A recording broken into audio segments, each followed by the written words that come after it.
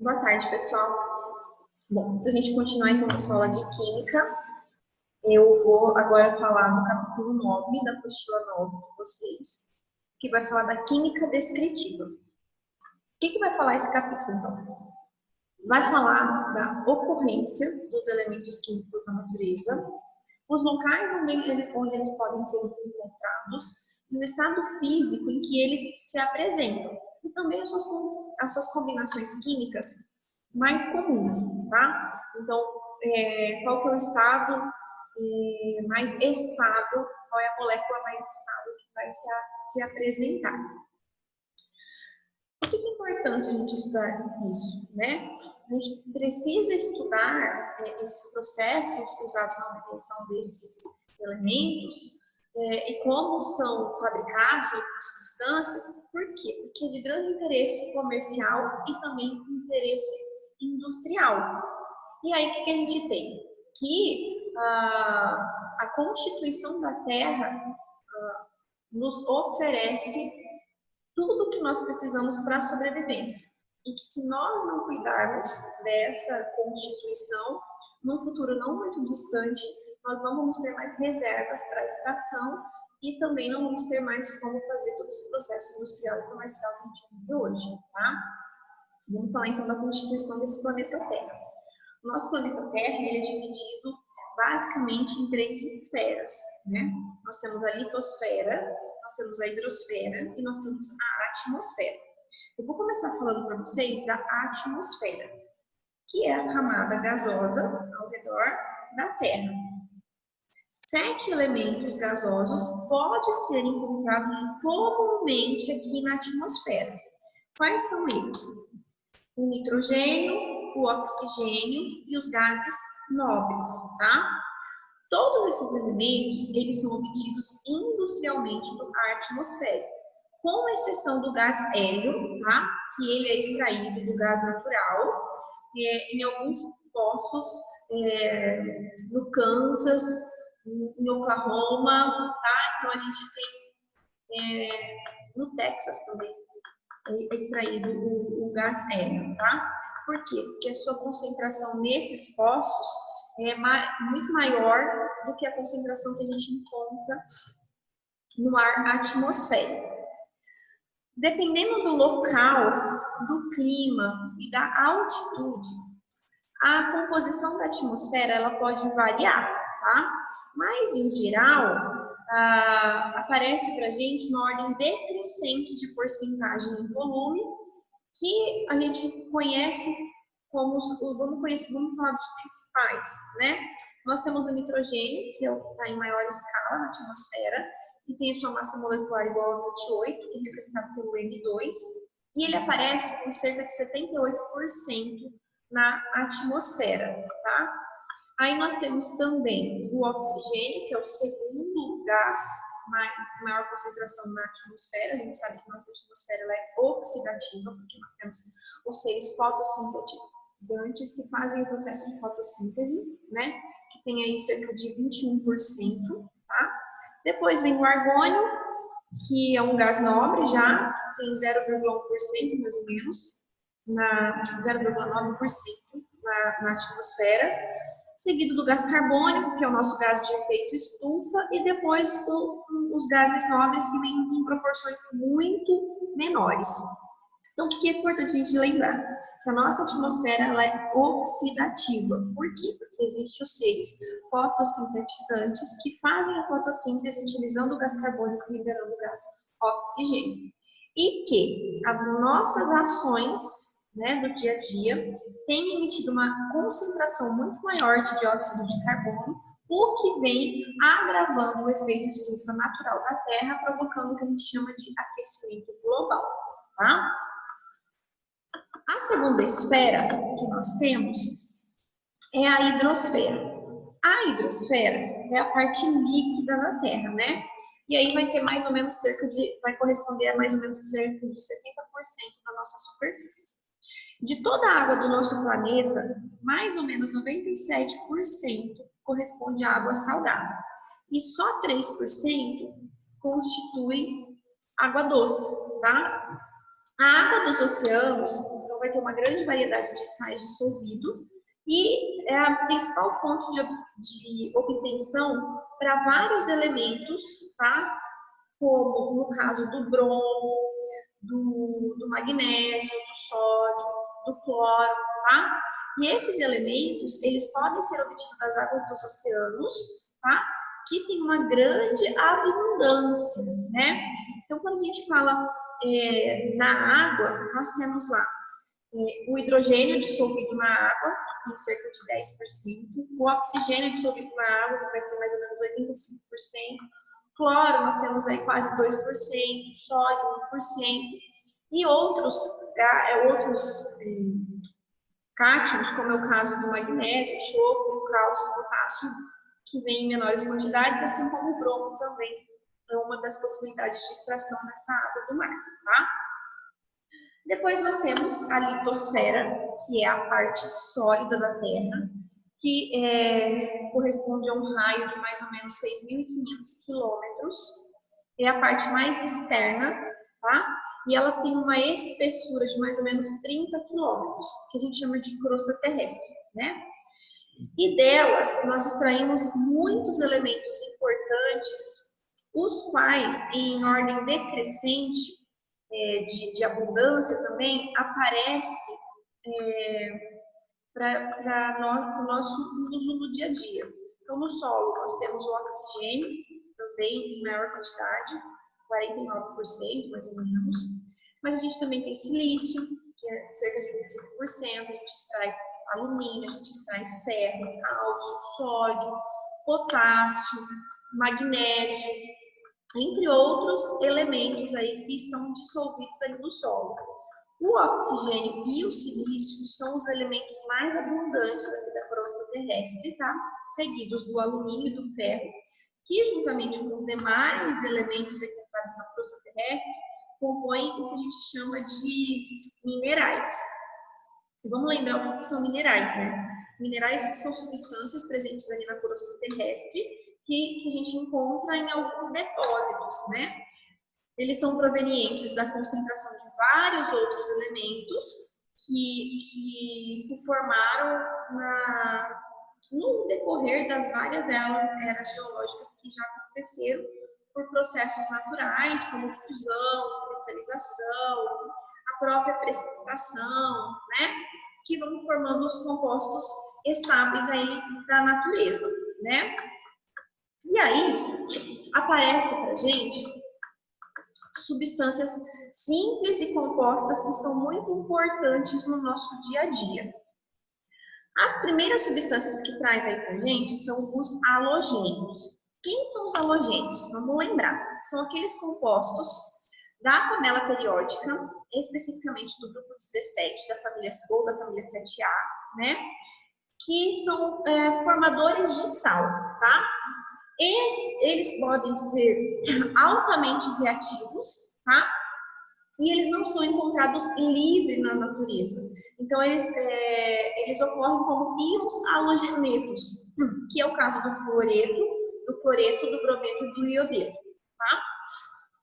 Vamos falar um pouquinho desse flúor? Então, o flúor, que ele é encontrado na sua fórmula F2, flúor gasoso, né?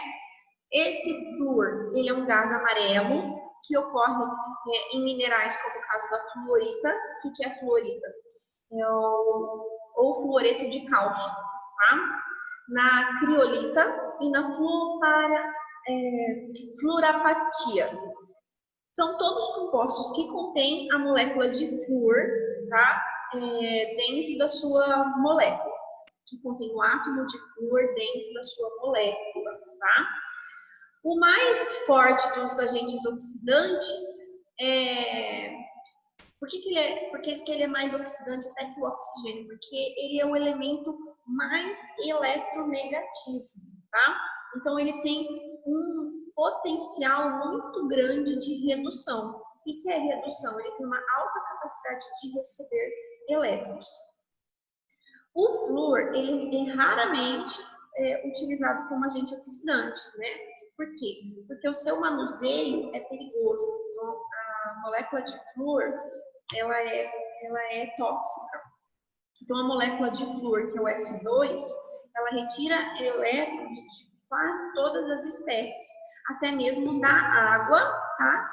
E quando isso acontece, quando ela consegue retirar o oxigênio, até mesmo os elétrons, até mesmo da água, ocorrem explosões violentas, tá?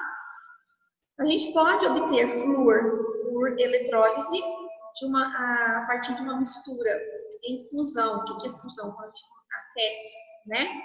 Do ácido fluorídrico e do fluoreto de potássio. Então, essa misturinha aí pode gerar o gás flúor usando um ânodo de carbono, tá? Que produz o gás flúor. No cátodo, a gente utiliza prata ou aço inoxidável, que daí vai formar hidrogênio. A gente fez uma solução aquosa aí com ácido fluorídrico. Os produtos que são separados nessa reação de oxirredução, eles devem ser mantidos separadamente, porque eles são altamente explosivos, tanto o gás flúor quanto o gás hidrogênio, tá? O flúor, ele também pode ser armazenado em recipiente de aço ou de cobre, tá? Ou também de algumas ligas metálicas, porque ele forma rapidamente ali uma película de fluoreto na superfície do metal, o que impede que a reação continue, tá? Só que se a gente tiver o contato do flúor com o hidrogênio, e daí ele consegue formar o ácido fluorídrico, essa reação ela é muito violenta, ela gera uma explosão bem violenta. O ácido fluorídrico, mesmo quando a gente faz a classificação dos ácidos, então, que a gente considera ele um ácido moderado, ele tem propriedades que o tornam ele difícil de manusear, tá? Então, o ácido fluorídrico ele é uma solução gasosa. Quando a gente coloca ele em água, ele consegue atacar o vidro, ele consegue corroer o vidro. Então, essas soluções de ácido fluorídrico, elas devem ser guardadas em recipientes de polietileno ou de parafina. E esse ácido fluorídrico, ele também pode provocar queimaduras, tá? Que demoram meses para fazer sua cicatrização. Quanto ao íon fluoreto, né? Ele pode ser utilizado na prevenção de cáries, ele pode ser utilizado como creme dental, ele pode ser encontrado na água, ele pode ser adicionado na água potável, enfim. O segundo elemento que a gente tem aí é o cloro, tá? O cloro, ele é um gás amarelo esverdeado, tá? Ele é um gás venenoso e ele é praticamente insolúvel na água. Então, quando ele reage com a água, ele forma o hipoclorito e também os íons do cloreto. Esse cloro, quando ele se combina com o cloreto, tá? Com outros metais, aí ele pode formar o cloreto de sódio e o cloreto de potássio, que são depositados aí nos nossos oceanos, e a gente utiliza esse cloreto de sódio no nosso dia a dia. Ele tem ação germicida, tá? Então ele pode ser utilizado na purificação da água, inclusive é assim que é feita a nossa purificação da água, né? E o cloro, ele também pode ser utilizado como alvejante industrial e também no tratamento da celulose para fazer papel, tá?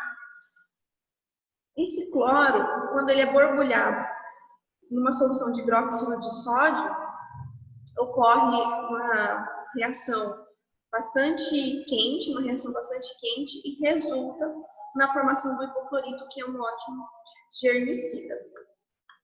O próximo halogênio que aparece para a gente aqui é o bromo, que é um gás. Na verdade, na temperatura ambiente, o bromo ele está no estado líquido, por isso que ele aparece com uma cor diferente lá na tabela periódica de vocês, tá? Então, ele é um líquido ali meio castanho, meio avermelhado. Ele também é tóxico, ele também é venenoso e tem um cheiro bem característico, repugnante mesmo. Ele é parcialmente solúvel em água e ele pode reagir com a água, formando a água de bromo, que a gente fala, tá? Então, ele é obtido pela oxidação em meio ácido da água do mar, tá? Usando o cloro como um agente oxidante. Então, o cloro, ele atua como agente oxidante para a obtenção do bromo líquido, do bromo puro, aí, tá? Esse bromo, ele também ele pode produzir queimaduras na pele bastante agressivas, tá? Com uma dificuldade imensa para cicatrização. E ele é um ótimo desinfetante, tá? Ele é um ótimo desinfetante aí, utilizado principalmente nas indústrias. O próximo halogênio, que é o último, né, na verdade, é o iodo. O iodo, ele é sólido, tá? Ele tem uma cor cinza escuro, ele tem um brilho semimetálico e ele passa do estado sólido para o estado gasoso exatamente a 184 graus Celsius. E aí ele origina um vapor na coloração violeta. Ele é insolúvel em água, tá? Mas ele é solúvel no álcool, no etanol. Então ele forma aí uma tintura de iodo quando a gente coloca ele no etanol. E pode ser utilizado como desinfetante e também como antisséptico. Tem um remédio que vende na farmácia, que é como violeta, que coloca na cicatrização de algumas feridinhas que contém isso aí, tá? O sal de cozinha também ele é iodado. E por que ele é importante, tá? A gente precisa tomar o iodo para combater o hipertireoidismo, ou também chamado de doença do bócio, tá? Aquela doença que aumenta essa região aqui da tireoide. Bom, isso que eu falei para vocês são dos halogênios. Agora vamos falar um pouquinho do hidrogênio, que esse é um composto bastante versátil da nossa tabela periódica, né? O hidrogênio, então, H2, ele é um gás incolor, ele é um gás inodoro e ele é um combustível, tá? Então, na Terra, o hidrogênio raramente se encontra livre. Geralmente, ele está combinado com o oxigênio formando água. A molécula de hidrogênio, ela é muito leve e quando ela é liberada, ela rapidamente sobe aos níveis mais altos da atmosfera e se perde no espaço, tá? Pode ser obtido industrialmente, a partir da queima do carvão, a partir do processo que a gente chama de processo de Lane, por eletrólise e em laboratório, quando a gente faz a reação de ácidos com metais. Assim, a gente também pode obter o hidrogênio, tá? Esse hidrogênio é utilizado na hidrogenação de óleos vegetais, para a produção de margarina, para a produção de combustível, para a produção de amônia, tá? O próximo elemento que a gente fala agora é o oxigênio. Esse é um gás vital, né? Ele também é um gás incolor, ele é um gás inodoro, e quando está no estado líquido, que é algo muito difícil, ele tem uma coloração azul. É o elemento mais abundante do planeta Terra, né? Seja ele em qualquer esfera, é o elemento mais abundante, tá? Ele está livre na atmosfera, pode se combinar com o hidrogênio na hidrosfera e com o silício, o ferro e o alumínio em outros elementos que a gente já viu lá quando a gente falou da litosfera. Ele é um comburente, então as queimas, as reações de combustões acontecem na presença desse oxigênio, que é um gás comburente, e pode ser obtido por liquefação e depois destilação fracionada do próprio ar atmosférico, tá?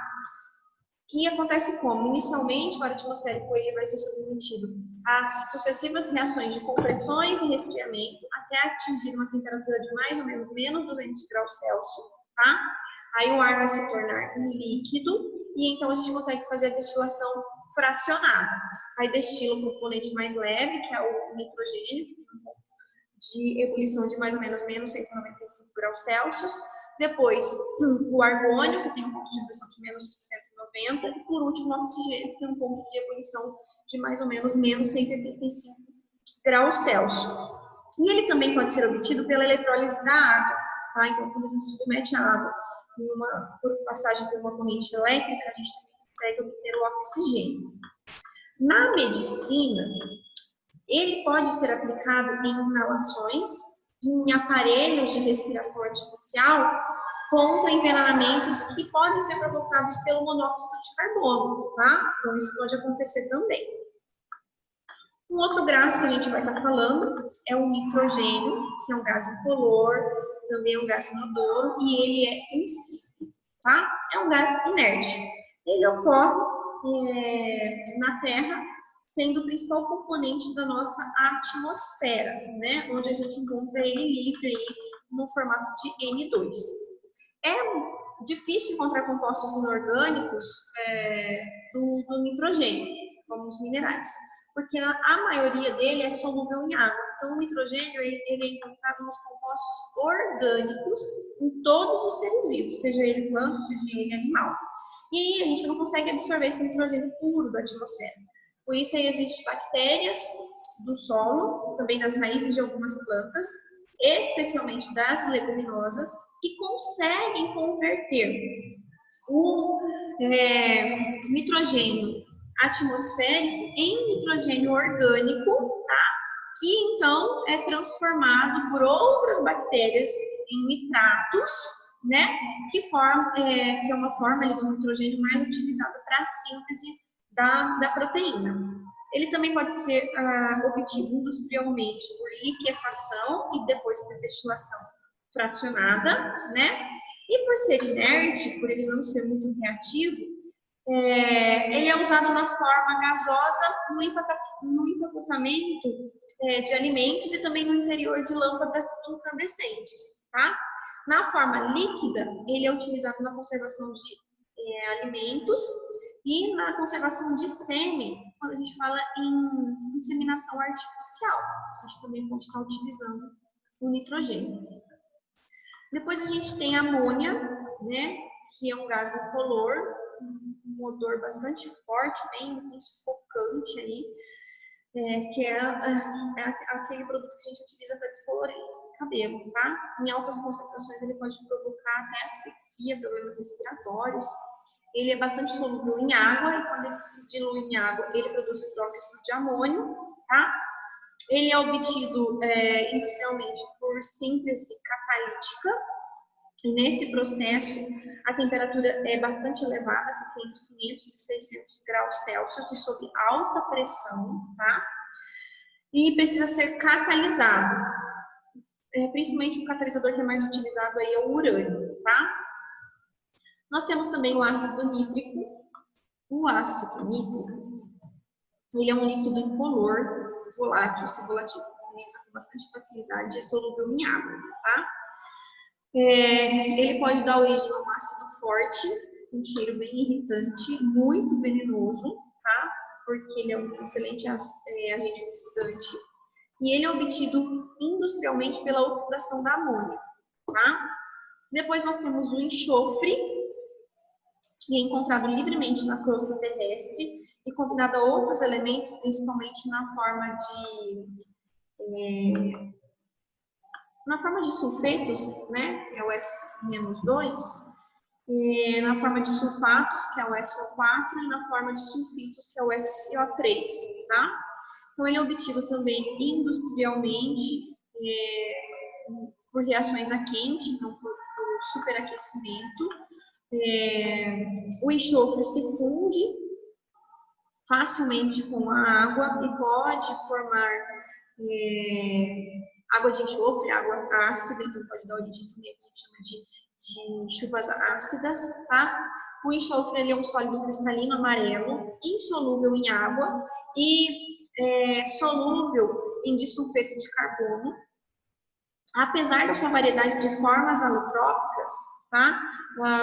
O enxofre mais estável é o que a gente chama de enxofre rômbico, tá? Que tem uma fórmula aí SO8. Quando ele é aquecido lentamente, ele transforma-se numa forma mais instável, que é a forma monoclínica dele, tá? Deixa eu ver o que mais que eu tenho que falar. O enxofre também é utilizado na vulcanização da borracha, na fabricação da pólvora e de fogos de artifício. Na medicina, o enxofre ele pode ser utilizado em pomadas no combate de certas doenças de pele, tá? Daí a gente tem o ácido sulfúrico, que é um líquido incolor, ele é um líquido viscoso, ele é um ótimo agente oxidante, também pode ser desidratante, tem uma densidade maior que a água, tá? Tem uma temperatura de ebulição de mais ou menos 330 graus Celsius. Ele é um ácido fixo, então ele é um ácido difícil de volatilizar, né? O ácido sulfúrico ele é bastante corrosivo, carboniza a matéria orgânica, tá? É utilizado sempre como eletrólito nas baterias de automóveis.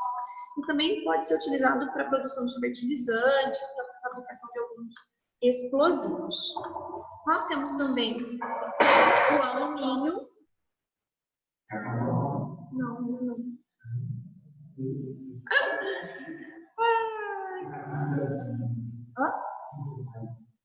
Eu estou terminando uma aulinha só.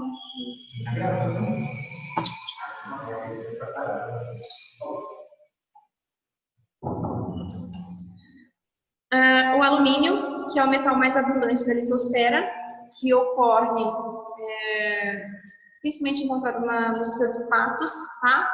Ele é obtido industrialmente pelo processo que a gente chama de processo de Hall, que consiste na eletrólise ígnea da alumina. O que é a alumina? O óxido de alumínio, tá? Ele é um metal extremamente versátil, então pode ser prensado, pode ser curvado, pode ser enrolado, enfim. Tem baixa densidade e ele é muito útil na construção principalmente de aeronaves, de carros, enfim. O ferro, ele é um minério na natureza, né, encontrado aí principalmente na hematita.